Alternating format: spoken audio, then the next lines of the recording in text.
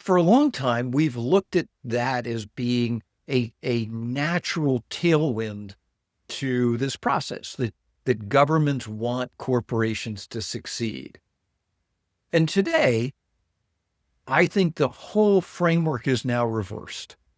Here in the United States and across the globe, as governments are choosing sides and corporations are getting caught in the middle, these nationalist leaders are going to demand that you build it there if you want to sell it there.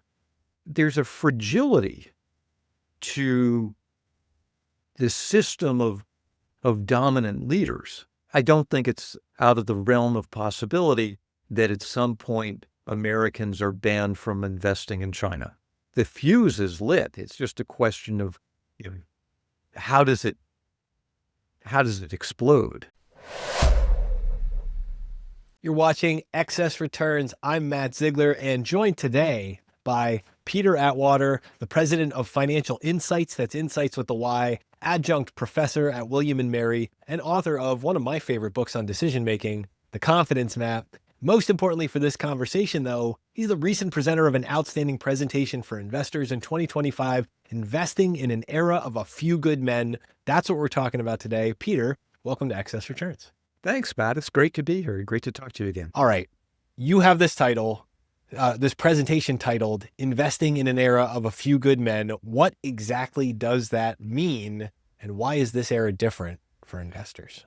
All right. So it doesn't mean, our friend Tom Cruise or Kevin Bacon or Jack Nicholson. It's not those good men. This is an era of men who are dominant national independent leaders, folks like Mr. Erdogan in Turkey, the head of El Salvador, Mr. Netanyahu in Israel, Modi in India, MBS in Saudi, Putin in Russia, Xi in China, and of course, our own President Donald Trump. And I think these men have changed the world of investing, and investors haven't yet caught on to it. So this is a big, big, bold statement to say, you've noticed a change that investors haven't caught on to yet. And I'm putting all the emphasis on the yet. Yeah. What's up with that cliff? Why does that yet exist? Why that yet exists is because they still think the world is operating under a 1990s model of government where policymakers are in the business of providing tailwinds to corporations around the world. And I think of, this era of trans-global corporations that exist with a footprint, sort of like FedEx, where they can get anything from anywhere to anywhere at any moment in time. And what you're seeing is this deglobalization, if you want to put it in those terms. But I think of it more as a creation of independent national feudal systems that are increasingly independent, where companies are likely to be either the beneficiary or the victim of what a local political leader demands of them. I know we're going to get into it. That framework right there is the crux of this, right? This victim idea and how you position yourself and deposition others. Go ahead, keep building this idea out a little bit further on how investors are thinking about this.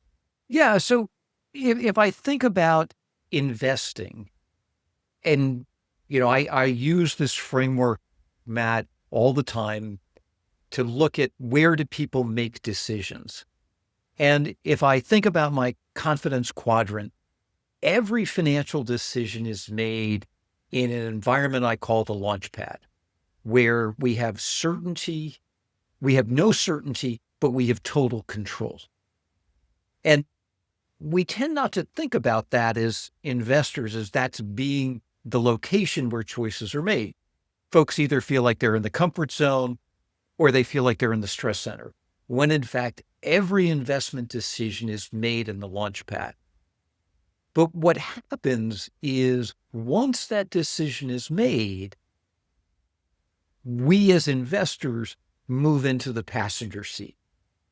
And what I mean by that is we go from an environment where we have control but no certainty to an environment where we hope we have certainty but have absolutely no control. And I say that because historically, we as investors have ceded control to management. And we think about that as they're driving the bus. We hope to make a lot of money thanks to their leadership and their knowledge of their markets and their skills in managing and growing. But the reality is we're passengers.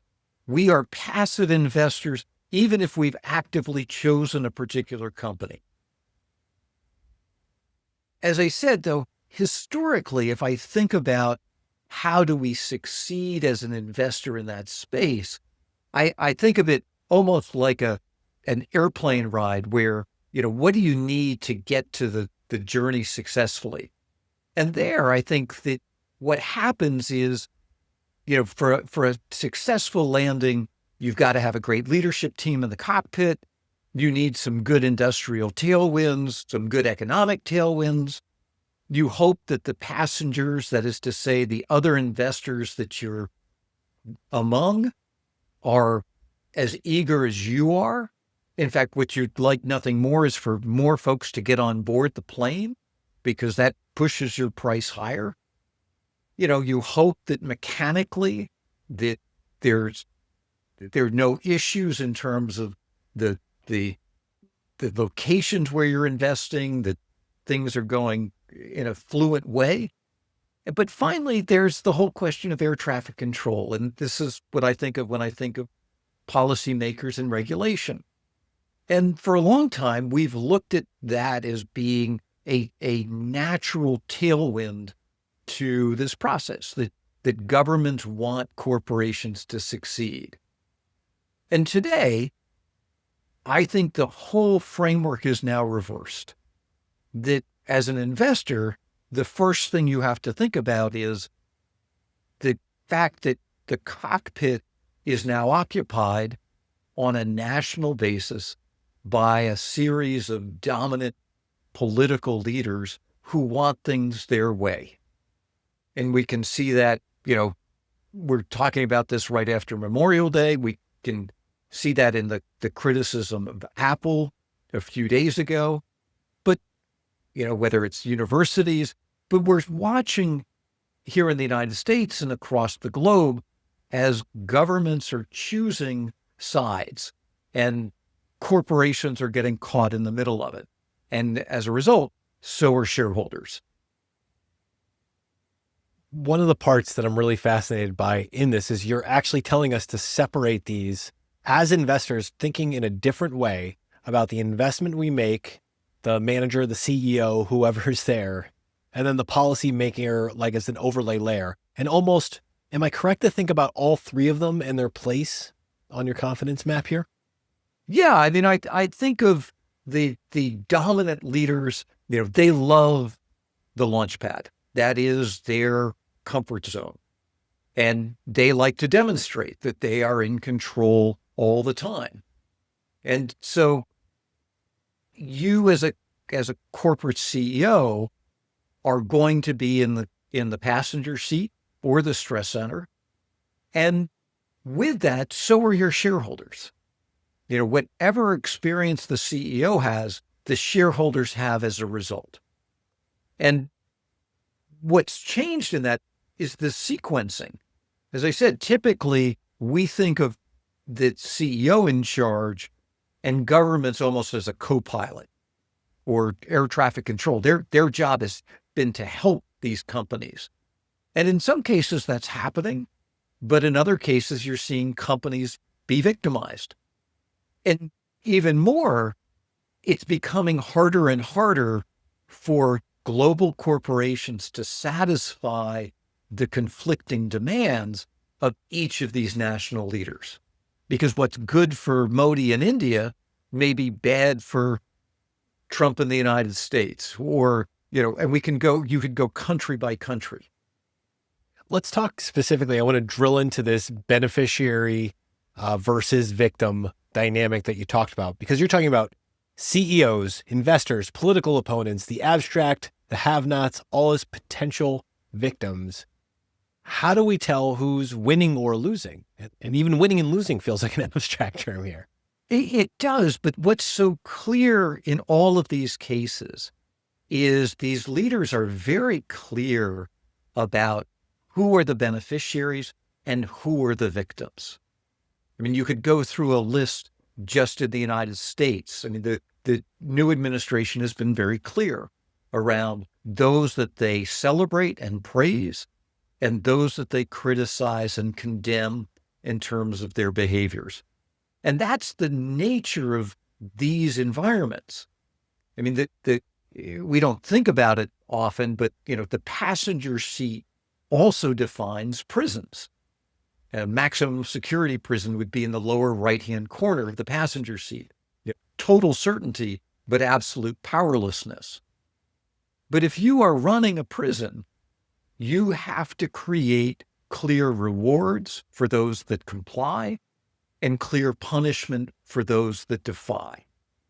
And so what we're seeing in all of these locations are clear rewards and clear punishments that are very, very transparent, very extreme, and the consequences of being a beneficiary are enormous on a positive side, and the consequences if you are a victim are potentially tragic on the other. I like the steering towards consequences. And let's keep us steering for a second.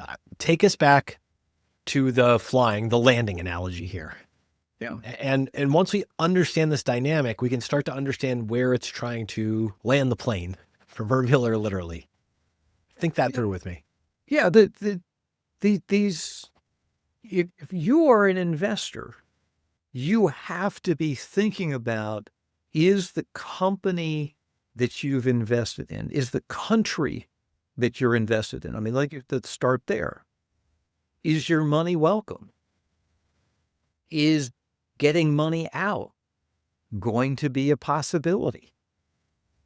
So the mobility of capital in all of these countries is also being mirrored in the mobility of labor and goods. And so you're seeing great consistency in terms of who do these national leaders want to let in? Who do they want to let out?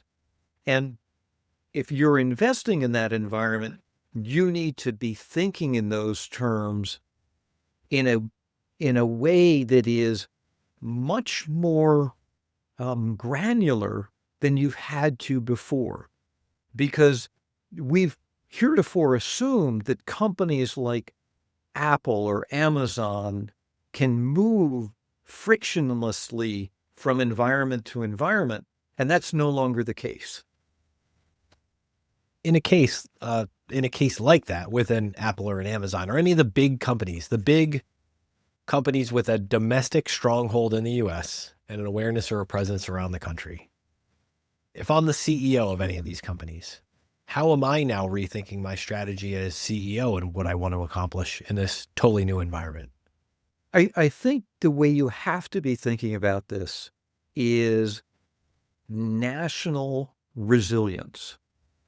And what I mean by that is to presume that the mobility of labor, goods, and capital, which you've taken as a given for the last 40 years, is coming under siege, which means that you need to have, in a country-by-country basis, the labor, the goods, the capital that you need to sustain your operation there. Because these nationalist leaders are going to demand that you build it there if you want to sell it there, that you source it there, that you fund it there, that the ability to move labor, goods, and services is not assured as you thought it was in the past. You're explaining a complete difference in capital allocation. And it sounds like, or it feels like you're saying when we were moving in the direction of globalization, capital allocation from the CEO down was based on being able to go anywhere in the world. And now you're saying capital allocation is a decision in all these micro pools or micro pockets almost. Is that Yeah. I mean, heretofore, we were allocating capital in order to maximize the efficiency of the manufacturing process, the efficiency of the sales process, the transportation process, that we had optimized the supply and sales chains to such an extent that capital and labor flowed freely from one place to the next. Now it's about local resilience. And as an investor, you need to be thinking about investing in those businesses in those locations where they are most likely to thrive. Okay. And I'm sorry for pounding this, but I just think this is part of why I wanted you on. Local resilience. So now I'm a CEO. Am I actually walking through the beneficiary victim calculation in each of those domains, like in my US operation and how I'm going to deal with this political reality in the Indian? Am I literally going through all these and asking these beneficiary victim questions? Is that one way to approach it? Yeah, I think they should be. And particularly looking at this to say, if I am a beneficiary in one location, does that now set me up to be a victim in another? Or, think about this.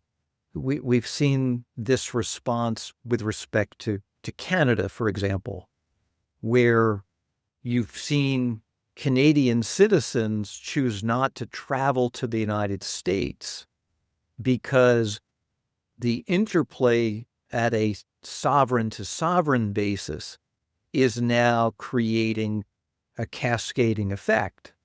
So if I am an American company thinking that I can sell effectively into Canada, or an American company thinking I can sell effectively into Europe at a time when American policymakers are victimizing companies from Canada and Europe who are trying to do business in the United States, you have a complicated beneficiary and victim framework you have to look at.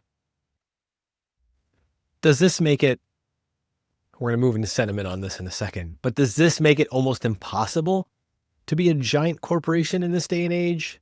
Or does a giant corporation still have advantages, just not the capital efficiency advantages of the last 40 years? I think it's becoming increasingly difficult, and I think that what's becoming clear is that at the end of the day, governments expect global corporations to carry a single passport. And if they don't expect it, communities of people are associating global corporations with a single passport. There, Mercedes is German. Apple is American. We can go across all of these global corporations, and you can say that a General Motors or a Ford is a global manufacturer, but at the end of the day, they are American brands. And so they are going to be treated like American corporations abroad, but they may also be demanded to be American corporations here in the United States. Going back now to the policymaker level on that, this is a big part of why, if I'm demanding that each company have a single passport, to use your language, then making sure I'm the right beneficiary to holding that passport becomes almost priority one for these companies. Absolutely. Yeah. And it's going to mean for some of them completely forsaking other markets or being abandoned by other markets. I mean, let's pick Tesla, for example. I mean, we have seen Tesla become a political lightning rod because of Elon Musk's association with the Trump administration, where here in America, Musk would be viewed as a beneficiary. At the same time, abroad, Tesla's viewed as a victim, and potentially so may Starlink and other elements of the Musk business empire. Are there any other companies that you think is anybody ahead on this playbook? Not for a stock tip, but is anybody ahead on this playbook and understanding how to repackage their situation? I mean, I think that the oil and gas exploration industry is ahead of it because it's had to be. You know, if you look at a Chevron or an ExxonMobil, they have had to navigate being beneficiary and victim over and over during their history, where they are welcome one moment by one government and then rejected by another. And so I think they have a skill set that others are just awakening to the need to have it as they look to be global at a time of extreme nationalism. Let's connect this back into sentiment, which is one of my favorite applications of your work on this. I think I'm going to get this right. It's not what you think that matters. It's what the crowd thinks that matters. Unpack that in this context. Yeah, I think that this gets even more complicated because the determination of beneficiary or victim isn't necessarily yours or the CEO's. It's what the crowd thinks. And let me go back to Tesla. You know, we have watched as the crowd, the investor crowd, concluded that Tesla would be a victim well ahead of the actual victimization that took place. And so you as an investor have to be thinking about, will others view the company that I'm investing in as a beneficiary or as a victim? And you can see this, for example, in some of the associations in the crypto space, where folks are associating proximity to whether it's El Salvador leadership or American leadership, that the crowd is creating mammoth price moves that may or may not be warranted. Again, it's their perception of whether a company will be a beneficiary or victim, not necessarily the reality of whether that will be the case.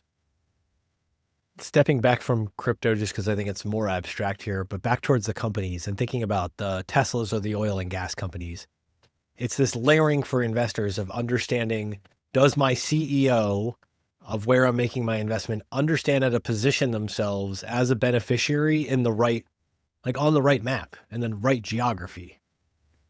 Yeah, absolutely.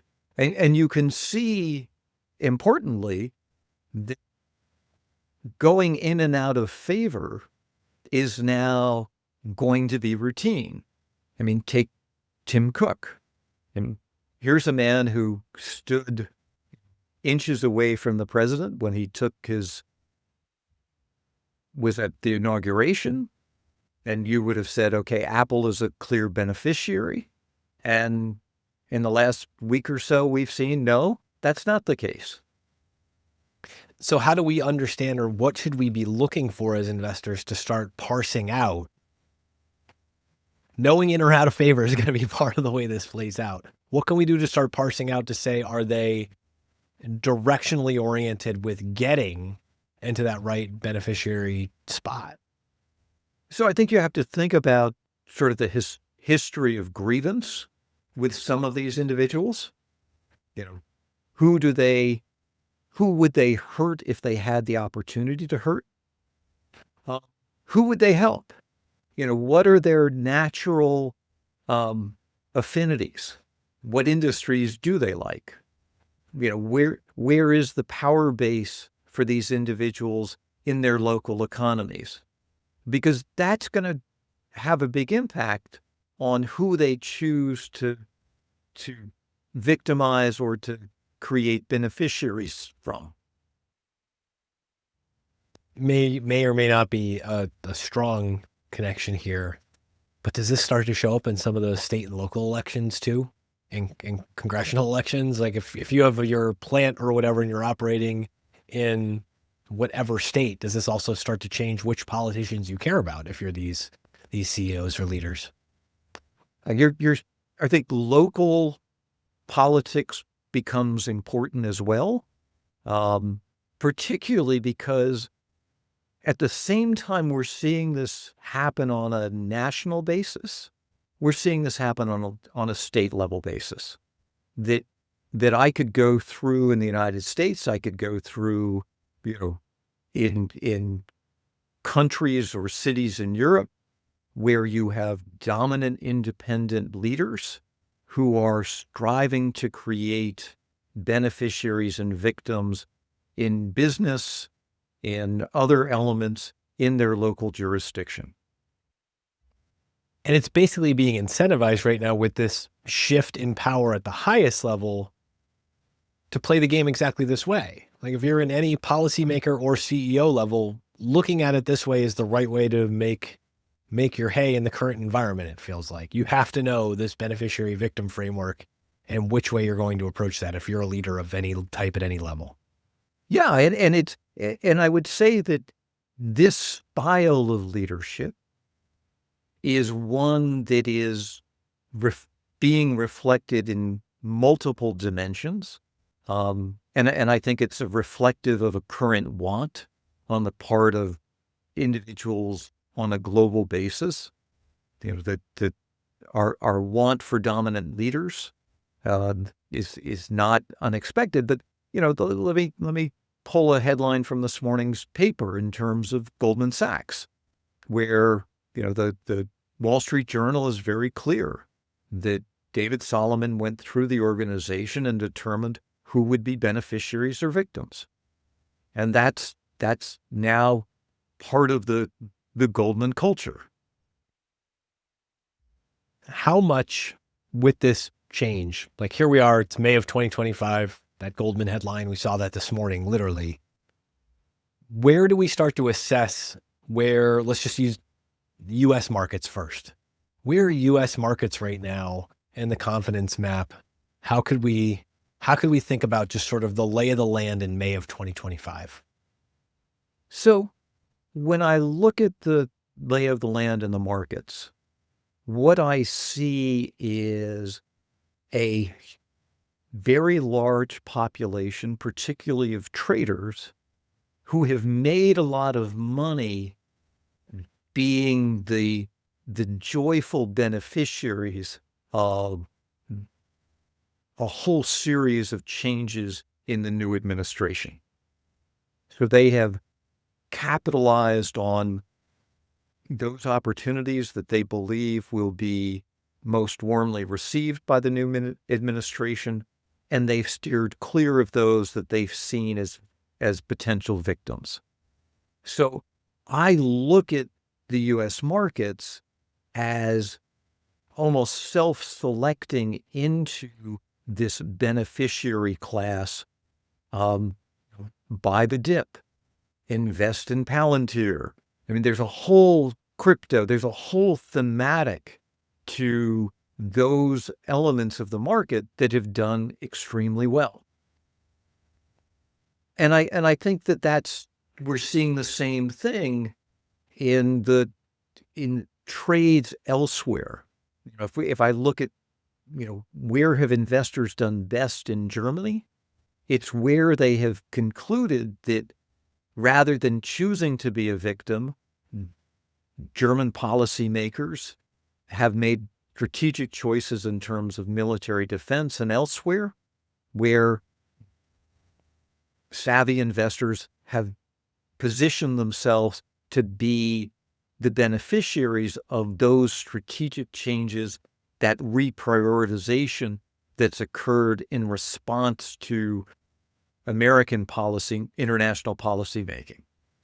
So back to the original question that we kicked off with on this exact point, that shift is underway, but you don't seem to feel like it's done yet.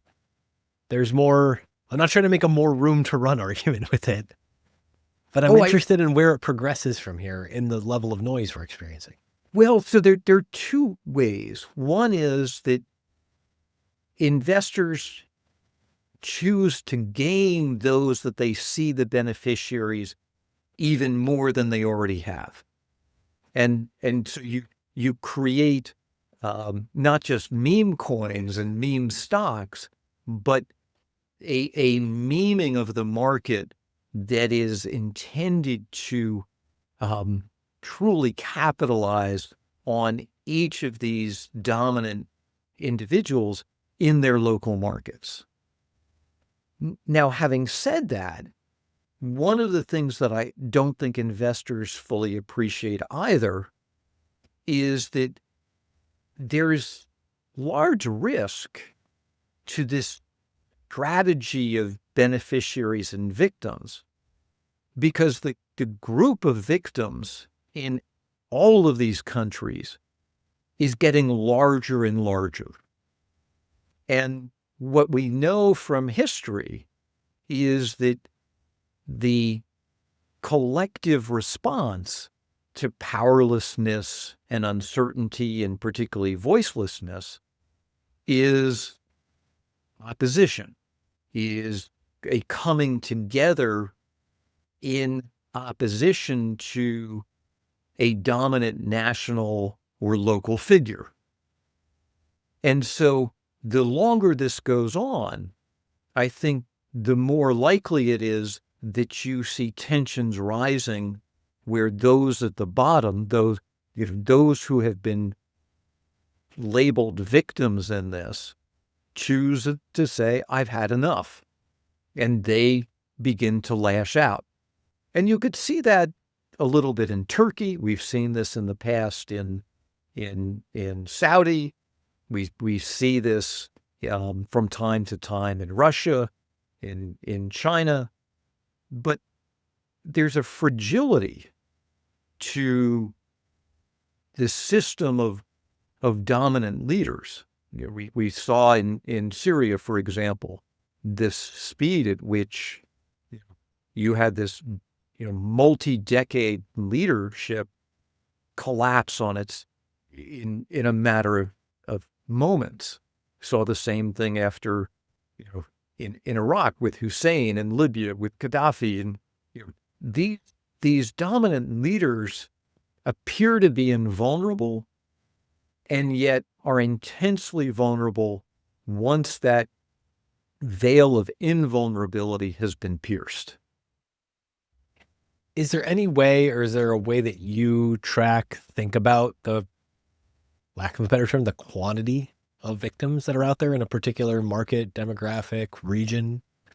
Is there a way to think about that? Yeah, I mean, let's look at something like a place like Russia, where you have an oligarchy system. What you have in Russia are millions of victims and a very small cohort beneficiaries. And if I were to predict, where is revolution potentially the ripest, it's in a country like Russia, where should the invulnerability of Putin come under question, you could see a massive upheaval, similar to what we saw, for example, under the Shah of Iran, when he fell in the late 1970s. So this is, where you have large groups of victims and a tightly, very small number of beneficiaries, the fuse is lit. It's just a question of, how does it explode?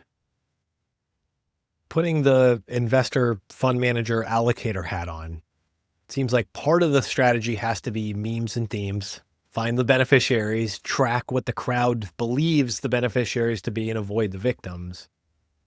What are we watching to sort of like manage that exposure, keep playing time forward here? How are we managing making sure we're still in the right categories? Yeah, so I look a lot today at the foreign exchange market. The foreign exchange market to me is a very useful way of gauging the relative perception of dominant leaders on a one to the other comparison. So where you see relative strength, to me, that is a sign of relative confidence in the dominant leader. Where I see fragility, where I see currencies falling, then I see, potential concerns about the sustainability of that leader.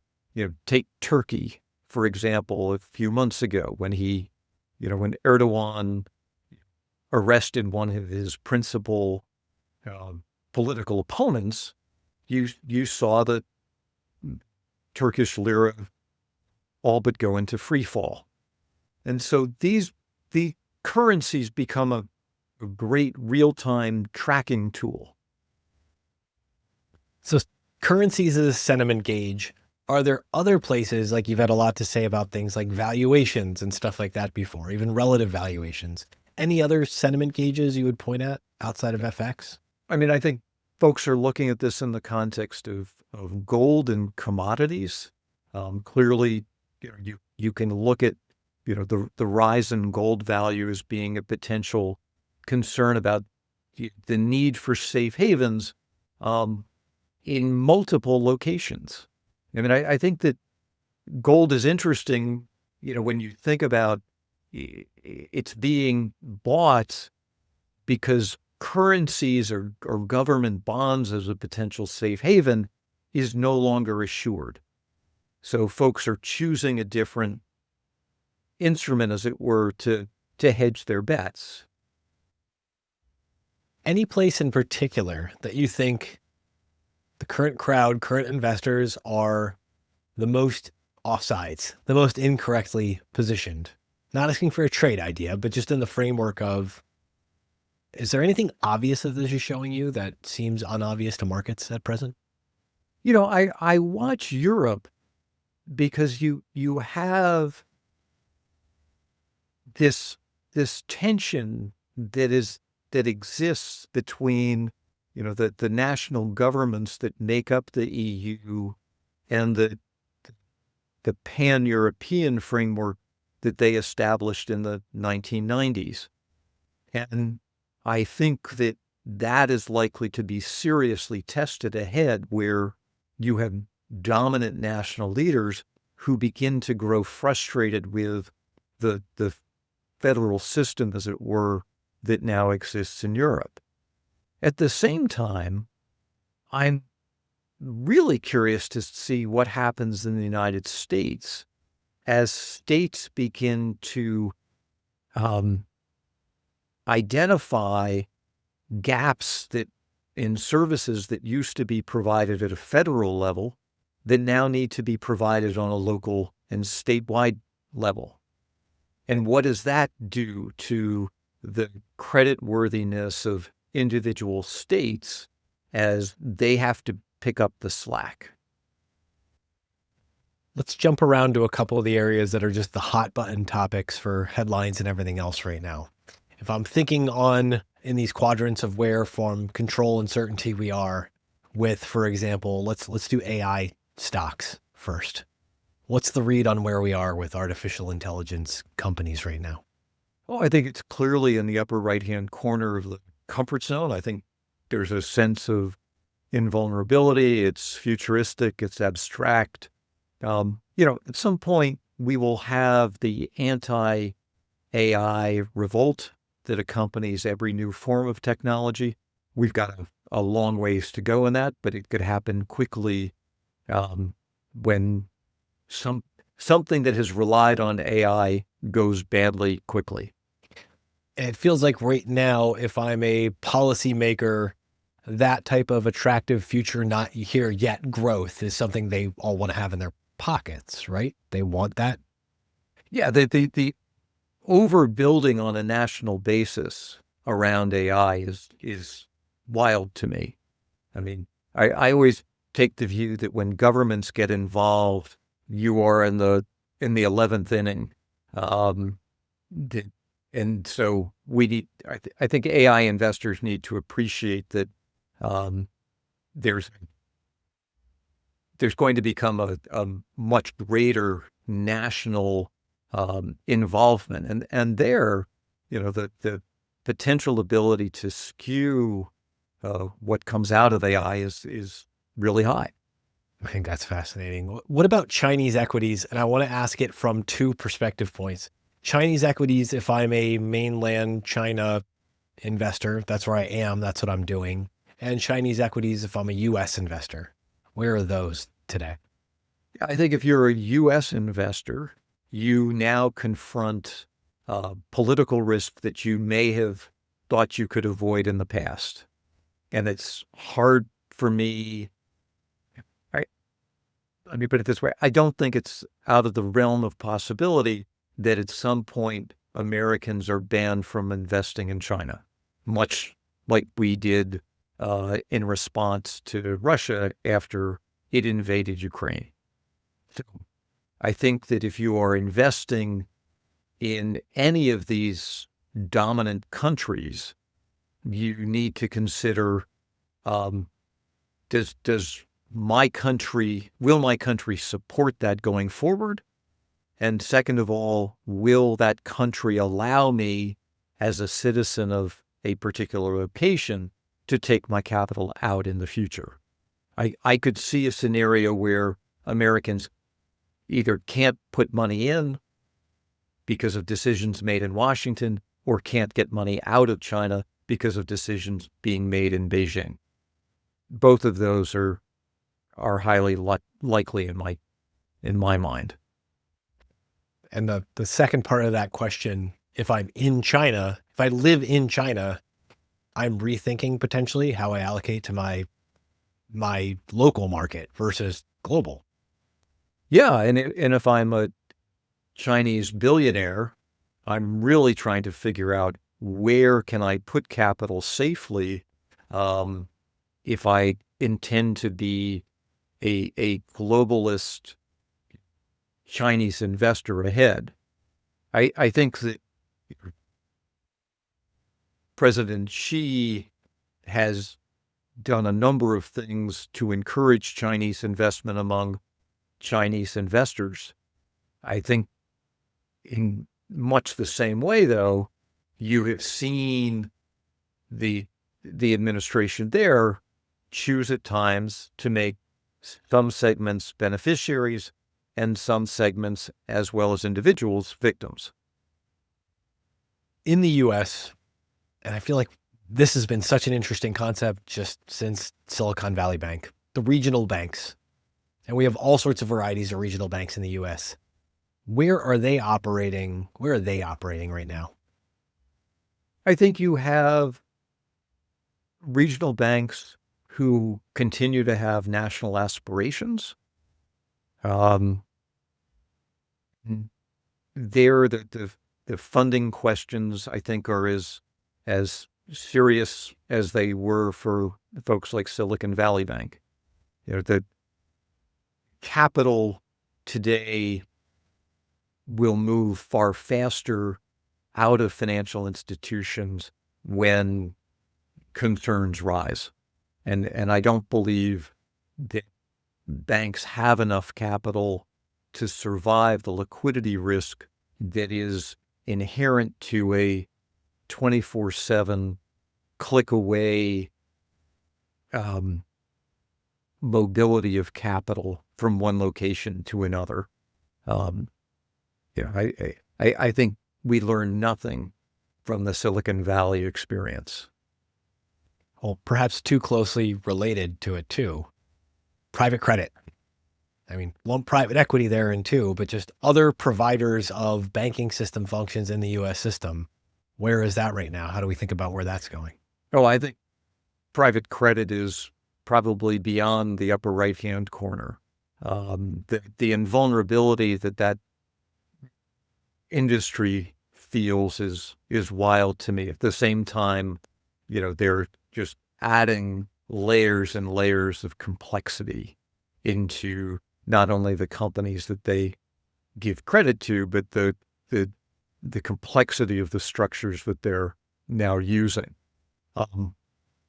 Private credit's going to be interesting because it has none of the backstops that the banking system today has, and even more, it is where all of the risk taking has essentially happened since the great financial crisis. And so what is so unique to me about this cycle is that the greatest credit risk today are in non-bank entities, and are a cohort of investors, many of whom now, 10, 15 years on, have never experienced a down cycle. And that's going to be fascinating to see what happens. Because unlike 2020, when the federal government and the Fed stepped in, I don't believe that we'll see the lifeguards move with the speed and scale that they did in the past. One of the things that I think investors underestimate is that rising interest rates are like concrete blocks on the arms and legs of the lifeguards. The federal government cannot afford to be as generous in 2025 as it was in 2020. Think through that policy response a little bit deeper for me. Help just tease that out. The policy response of wanting to pick who the beneficiaries are. You have another pandemic tomorrow. What's the policy response look like there? I think the policy response would be consistent with the conversation that I've been raising, which is there will be those who are clear beneficiaries and those who are clear victims of the response. And so you have to look at whether you are at an individual, a corporate, a state level, will I be a beneficiary or will I be a victim when the hard times come? Under whatever administration is that we're talking about. Again, these dominant leaders will make choices to save some and choices to victimize others. I need to throw one in there for the traditional value crowd. Nowhere in this conversation have we mentioned PE multiples or DCFs or any of these things outside of some talk about leverage. Do those make much? Does it matter? Where does it matter, if at all? I don't think it does matter today, because the speed at which a national leader can transform a beneficiary into a victim or a victim into a beneficiary makes those measures at best temporary, transitory, to choose a popular word. No, you have to become a mind reader of these national leaders if you are making decisions. And I know that there are a lot of folks who say don't listen to the noise, but the noise is the message. And the noise to me is an indication of what are their wants, what are their grievances, what are their objectives, who are their enemies, who are their friends, and ultimately, who have they alienated?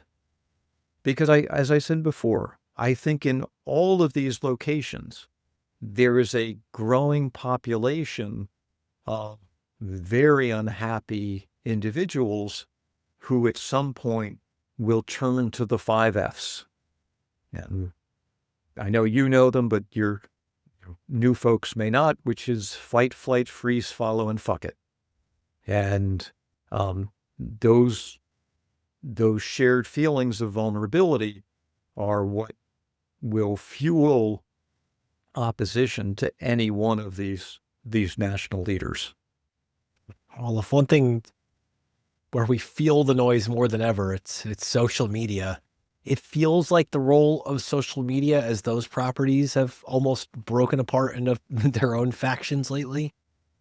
What about social media is still useful, and if so, how for gauging this type of stuff? Well, it's interesting to me because I think what we're seeing is social media becoming echo chambers, not so much of a political group, but of a beneficiary or victim group. And I think you're starting to see what defines particular platforms is their groups of beneficiaries or groups of victims. Do you think that's something, is that something we monitor? Are investors looking at that and just seeing who is gathering where and how vocal are they becoming? Is that an important source of tracking some of the noise?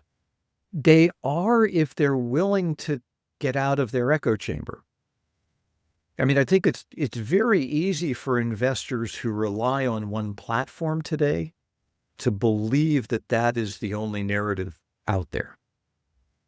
And what becomes clear to me as somebody who pivots from platform to platform to platform, just because of the nature of my work, is that there are multiple views of the same world today.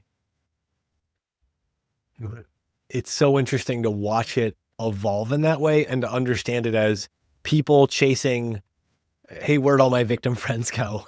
Or where'd my beneficiary friends go? Because then that almost becomes part of like the attention grabbing, like the way you would build a platform like that. You almost have to think that way. How do I gather these groups of people? How do I corral this attention? Kind of feels like old media. Well, because the sentiment of beneficiaries and the sentiment of victims is the same. You know, it may be for different reasons, but this sentiment alignment is clear. So it is old media style, but is with different with different stories, different objectives in mind. Any historical analogs for right now that you think are relevant?